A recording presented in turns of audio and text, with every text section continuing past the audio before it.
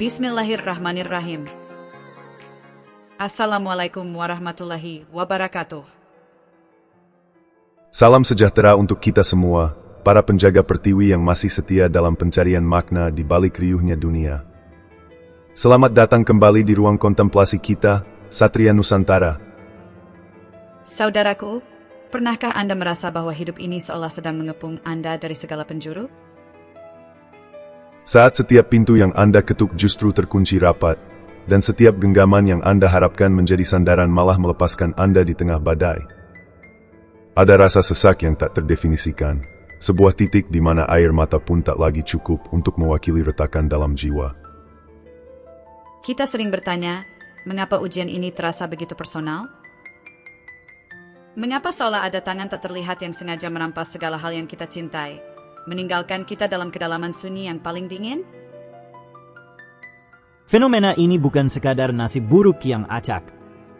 Dalam kacamata psikologi arketipe, penderitaan yang sistematis ini adalah proses penghancuran untuk sebuah pembentukan. Kita sering membicarakan sosok Satrio Piningit sebagai figur agung yang dinantikan dalam ramalan Jayabaya, namun kita lupa menatap sisi manusianya. Ia bukan sekadar nama dalam bait-bait kuno, ia adalah simbol dari sebuah jati diri bangsa yang harus hancur berkali-kali sebelum akhirnya mampu berdiri tegak memimpin Nusantara. Namun, di balik keperkasaan takdirnya, ada satu teka-teki besar yang jarang tersentuh. Jika ia diprediksi akan menjadi pemimpin yang tak terkalahkan, apakah ada sesuatu yang mampu menaklukkannya? Apakah ada kekuatan di semesta ini yang bisa meluluhkan sosok yang sudah selesai dengan urusan duniawinya?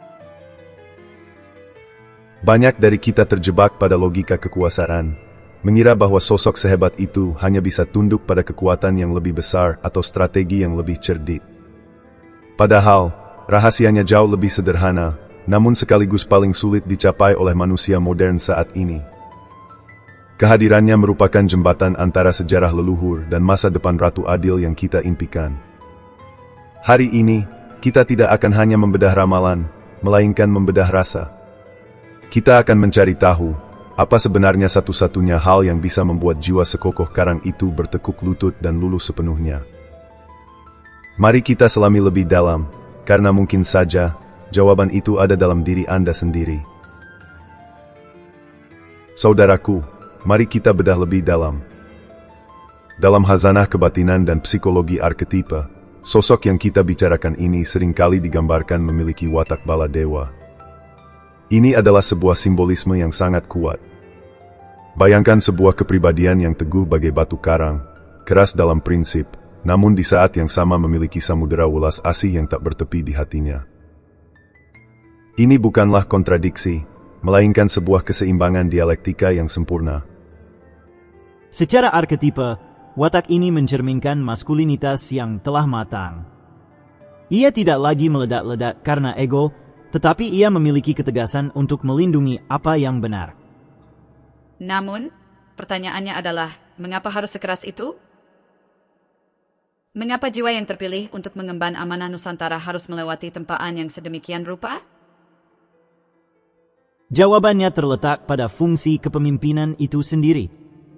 Untuk memimpin sebuah bangsa yang memiliki sejarah leluhur yang kompleks, dibutuhkan seseorang yang sudah melampaui dualitas antara kemarahan dan kasih sayang. Kita seringkali terjebak pada dikotomi bahwa orang baik haruslah lemah lembut dan orang kuat haruslah kejam. Watak bala dewa mematahkan stigma itu. Ia adalah cermin dari jati diri bangsa yang sebenarnya, yang mampu berdiri di atas kaki sendiri dengan martabat, namun tangannya selalu terulur untuk mereka yang tertindas. Disinilah letak kerumitan batinnya. Ia harus menjaga jarak agar tetap objektif, namun hatinya harus tetap bergetar pada setiap ketidakadilan yang ia lihat. Dalam tradisi filsafat Jawa, ini sering disebut sebagai ngluruk tanpa bala, menang tanpa ngasorake. Ia bertempur tanpa pasukan, dan menang tanpa merendahkan. Namun, untuk mencapai level kesadaran ini, ego manusia harus dihancurkan terlebih dahulu.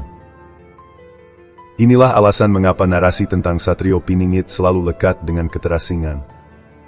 Ia disembunyikan bukan hanya oleh takdir, tetapi oleh proses pendewasaan jiwanya sendiri agar tidak terkontaminasi oleh hiruk-pikuk keserakahan duniawi.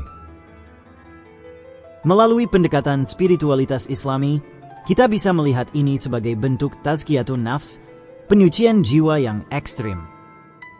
Seseorang tidak akan bisa menjadi ratu adil jika di dalam hatinya masih ada sisa-sisa keinginan untuk dipuji atau ambisi untuk berkuasa.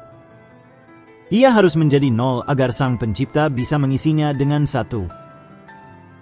Inilah yang membuat pribadinya menjadi begitu keras terhadap kebatilan, karena ia tidak lagi memiliki kepentingan pribadi yang bisa disuap oleh kenyamanan. Namun, di balik perisai batinnya yang seolah tak tertembus itu, tersimpan sebuah kerentanan yang agung.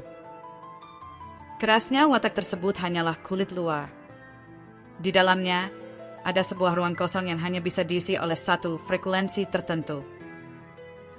Saudaraku, perhatikan ini baik-baik.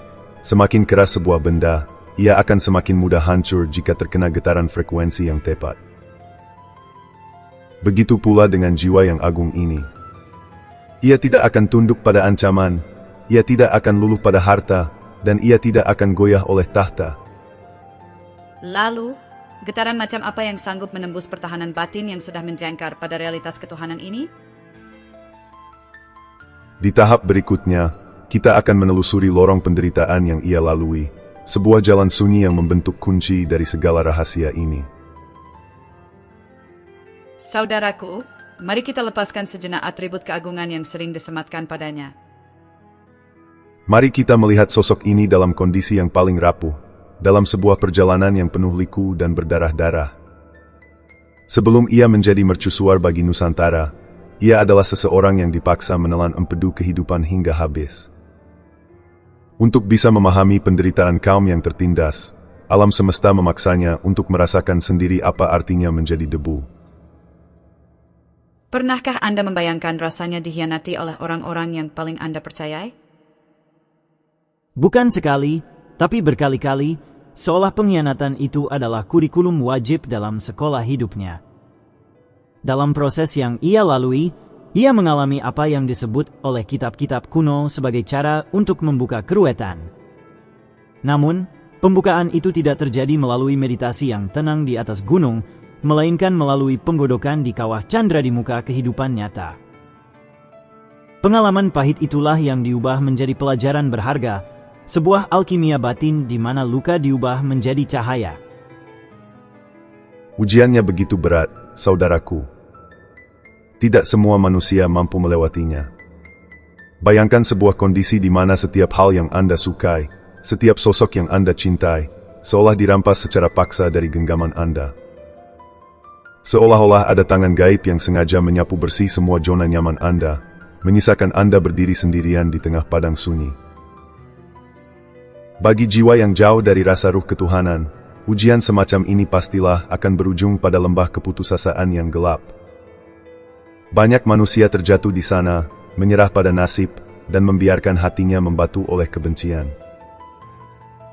Namun, bagi ia yang sedang dipersiapkan, rasa sakit itu bukanlah hukuman. Itu adalah operasi batin untuk mencabut akar-akar keterikatan duniawi. Ia dipaksa untuk tidak memiliki apapun, agar ia bisa memiliki segalanya. Ia dipaksa untuk tidak menjadi siapapun, agar ia bisa menjadi saluran bagi kehendak Sang Pencipta. Inilah esensi dari kebatinan yang paling dalam, sebuah proses pengosongan diri yang menyakitkan. Tahukah Anda apa yang paling menyiksa dari perjalanan ini? Adalah saat ia harus melihat ketidakadilan terjadi di depan matanya, namun ia belum diizinkan untuk bertindak. Ia harus menahan gejolak amarahnya, meredam egonya, dan tetap berjalan dalam kesunyian. Ini adalah ujian bagi batin yang jauh melampaui beban fisik apapun.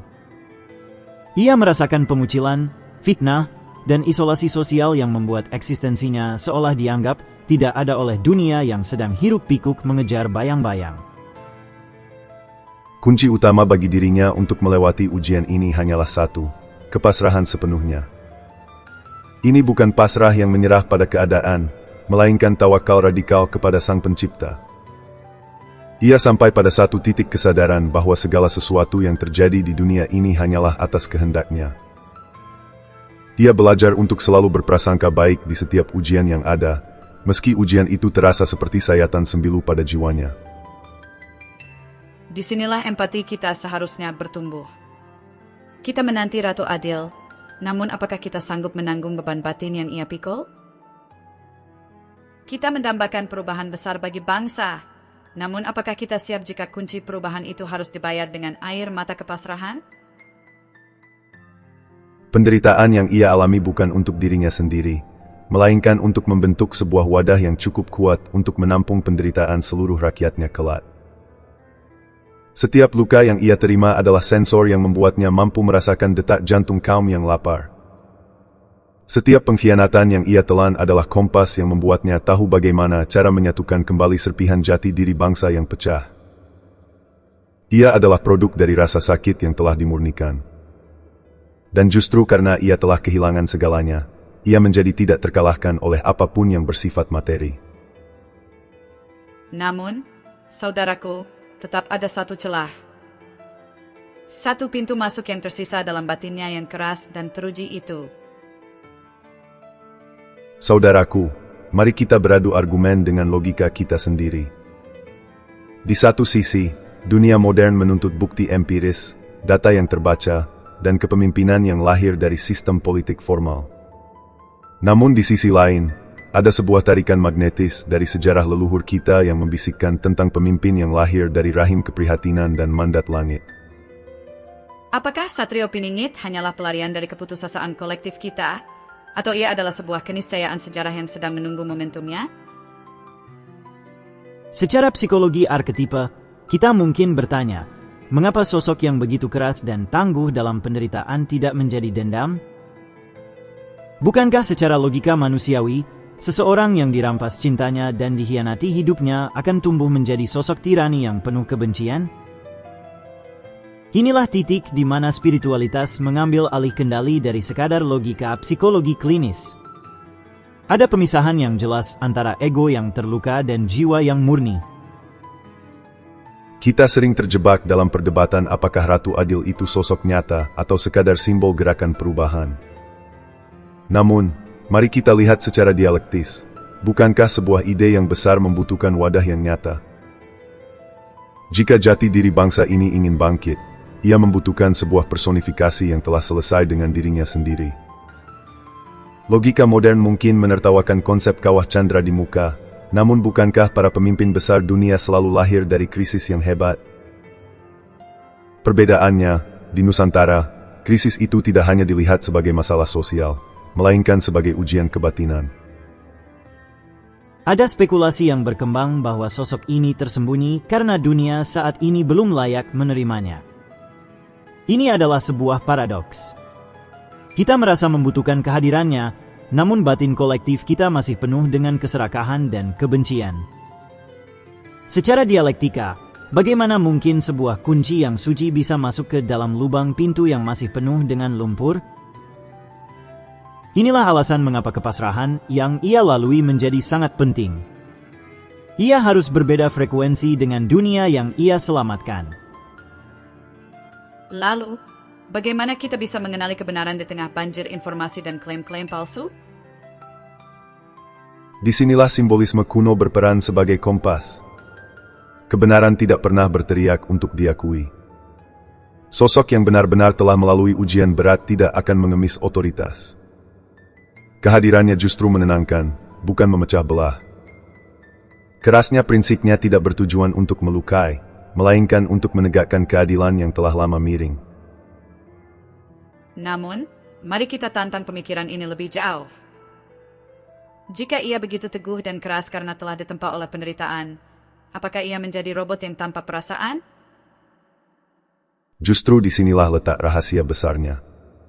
Kerasnya jiwa seorang Satrio Piningit bukanlah seperti batu yang mati, melainkan seperti intan yang berkilau karena tekanan yang maha dahsyat.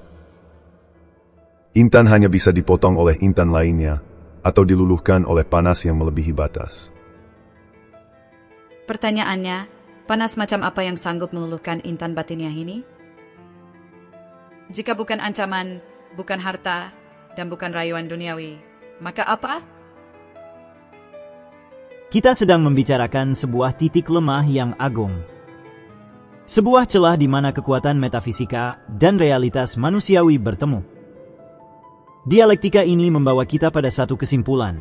Kekuatan yang paling besar di alam semesta bukanlah kekuatan yang menghancurkan, melainkan kekuatan yang menyatukan kembali apa yang telah hancur.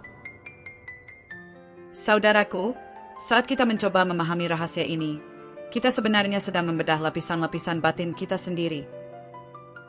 Karena pada akhirnya, Satrio Piningit bukan hanya tentang satu individu di masa depan, melainkan tentang potensi spiritualitas Islami dan kearifan lokal yang sedang tertidur dalam diri kita. Sebelum kita sampai pada pengungkapan besar tentang apa yang bisa menaklukkannya, kita harus melihat bagaimana sejarah masa lalu memberikan cermin bagi masa kini. Saudaraku, sejarah adalah laboratorium batin bagi sebuah bangsa. Jika kita menoleh ke belakang, pada era keemasan Nusantara, kita akan menemukan pola yang sama pada sosok-sosok besar seperti Raden Wijaya atau Sultan Agung. Sebelum mereka menyatukan bumi pertiwi, mereka harus menjadi hilang di tengah hutan, menjadi asing di antara kerabatnya sendiri, dan merasakan pengkhianatan yang paling pahit. Ambil contoh Raden Wijaya. Saat kerajaan Singasari runtuh oleh pemberontakan Jayakatwang, ia kehilangan segalanya, tanahnya, rajanya, dan kepastian masa depannya. Namun, dalam pelariannya yang sunyi, ia tidak memelihara dendam yang buta, melainkan membangun strategi yang berlandaskan pada ketulusan untuk mengembalikan kejayaan leluhur. Kejayaan Majapahit tidak dibangun dari sekadar ambisi kekuasaan, melainkan dari sebuah janji suci, sumpah palapa. Disinilah kita melihat bahwa setiap pemimpin besar dalam sejarah leluhur kita adalah mereka yang telah lulus dari ujian kepemilikan. Mereka adalah sosok yang wataknya mengeras karena prinsip, namun jiwanya melunak karena cinta pada tanah air. Kini, kita sampai pada inti dari segala misteri yang kita bahas sejak awal. Apa sebenarnya satu-satunya hal yang bisa menaklukkan Satrio Piningit? Jika ia sudah tahan terhadap siksaan fisik, sudah kebal terhadap fitnah, dan sudah mati rasa terhadap godaan harta, apakah ia masih memiliki celah? Rahasia besarnya adalah ini. Hanya dengan ketulusan hati yang ikhlas murnilah, jiwa yang keras itu bisa luluh. Ini adalah sebuah epifani yang mungkin terdengar sederhana, namun memiliki kedalaman samudera. Sosok ini tidak bisa ditaklukkan dengan diplomasi politik yang licik. Ia tidak bisa ditundukkan dengan kekuatan militer yang masif. Ia hanya bisa menyerahkan diri kepada mereka yang mendekatinya dengan kemurnian niat yang tanpa pamrih. Bayangkan sebuah kunci yang hanya akan berputar jika dimasukkan ke dalam lubang yang permukaannya halus sempurna. Begitulah batinnya. Ketulusan adalah antitesis dari segala ujian yang ia lalui. Setelah bertahun-tahun ia berhadapan dengan pengkhianatan, maka satu-satunya hal yang bisa meruntuhkan tembok pertahanannya adalah kehadiran jiwa lain yang benar-benar jujur. Banyak orang mencari sosok ini dengan membawa segudang ambisi, berharap bisa menunggangi gelombang kekuasaannya kelak. Mereka akan gagal. Mereka akan terlempar oleh energi penolakan yang terpancar dari ketegasan wataknya. Namun, bagi seorang penjaga pertiwi yang mendekat dengan hati yang hancur karena cinta pada bangsa, disitulah sang satria akan menjatuhkan senjatanya. Inilah jawaban dari teka-teki Ratu Adil. Keadilan sejati tidak akan turun jika kita sebagai rakyat masih saling sikut dan hanya mencari keuntungan pribadi. Jadi, jangan bertanya kapan ia datang, tapi bertanyalah, sudahkah hati kita cukup tulus untuk bisa menarik frekuensi keberadaannya? Saudaraku, wahyu ini bukan sekadar informasi, melainkan cermin. Jati diri bangsa kita tidak akan bangkit hanya dengan pembangunan fisik, melainkan dengan pembersihan hati secara massal. Saat kita mulai belajar ikhlas dalam setiap ujian hidup kita sendiri, saat itulah kita sebenarnya sedang menaklukkan jarak antara kita dan sang pemimpin masa depan. Saudaraku, perjalanan kita hari ini bukanlah sebuah titik henti, melainkan sebuah garis awal.